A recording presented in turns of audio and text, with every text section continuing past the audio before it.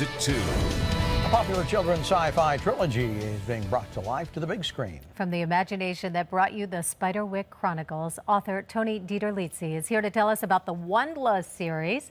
Welcome. Thanks for having me, Dave. Sandra, thanks. Beautiful book. Just looking at it, it captures your imagination. Makes you want to look inside. Yeah, it's a brick, I know. But there's a lot of art. It's almost 500 pages, but over 100 pages of that is actually illustration. I did a lot of art to go with it, kind of break it up. Basically, what's it about?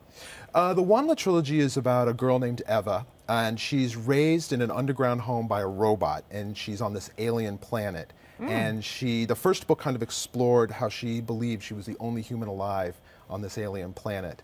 And in the very last pages of the first book, we realize that there's another human. A boy pilot shows up at the end, and then now we're into the second book where she finds out there are humans after all. So this is the second in the trilogy. It just came out. Now I'm fascinated. You did the illustrations as well as wrote the book? Yes, that's correct. Yes. Oh my gosh. Yeah, I got my start actually doing illustrations, and I did a lot of like picture books, so for younger kids. But my stories were just getting longer and longer. And what's interesting is, Wondla, kind of like the Spiderwick Chronicles, it's probably for like maybe 4th, 5th, 6th grade would be the lower end, and then it kind of goes up. And that's kind of a fascinating time to me when you're like 10, 11 years old.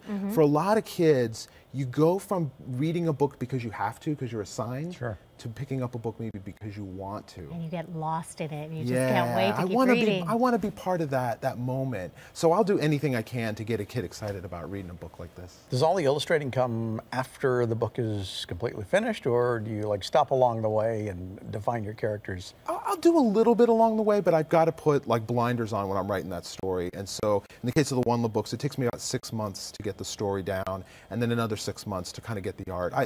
Stuff gets edited and changed, so it would be kind of silly to do finished, illustration only to find out that it's got to get changed in the end. We also mentioned that you were the creator, the writer, illustrator of Spiderwick Chronicles. Was that success surprising to you? Yes. I actually worked with another writer, Holly Black, on that. And yes, we both were completely blown away by the success. You don't go out and go, this is going to be this huge series. You just kind of, wanted to make a book that I thought kids would love. And, the concept that I had behind Spiderwick was, could we do like Grimm's fairy tales with trolls and brownies and fairies, but make it like modern day, average kids that are ordinary, put in kind of extraordinary circumstances. So the idea that the books would do well, that it would spawn a beautifully well adapted movie. I mean, I was a kid. It was awesome. Do you have or know children that you write for?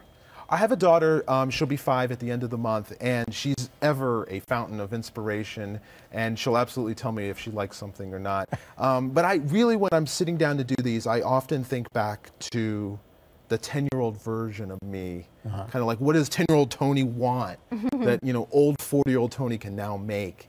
And so I think about the things that were really important to me in books, especially with the Wondla books with the illustrations, because a lot of the books weren't really profusely illustrated when I was younger, and they were great books. Like Phantom Toll Booth and Mouse and the Motorcycle, but I needed visual stimulation to help me kind of comprehend what was going on. So I ended up reading a lot of comic books, but you can't do a book report on a comic book.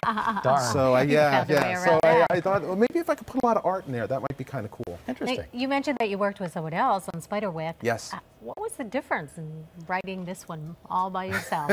Was it lonely? It's a little long. It's kind of it's a very kind of isolated existence. I sit in my studio. I live in Massachusetts, and I'm down there. I'm in my head. I get the zone out after a while, where I'm thinking all the time. But then I really love getting feedback, so I'll share it with children along the way, have them read it, tell me what they think. Other friends, other authors and writers, and I've been very very fortunate that I've had amazing feedback. Suzanne Collins from The Hunger Games, she loved it. I was reading the review on the back. She says it blew me away. How about that? What can you tell us about the movie? What can I tell you about the movie? We have Paramount optioned it. We've worked on the screenplay for the better part of a year. We have a screenplay that everyone is absolutely pleased with, and we're out to directors right now. So we're really, I'm hopeful. I'm excited. I worked with Paramount on the Spiderwick film, and what I love about this go around is they've been very thoughtful, very careful about it.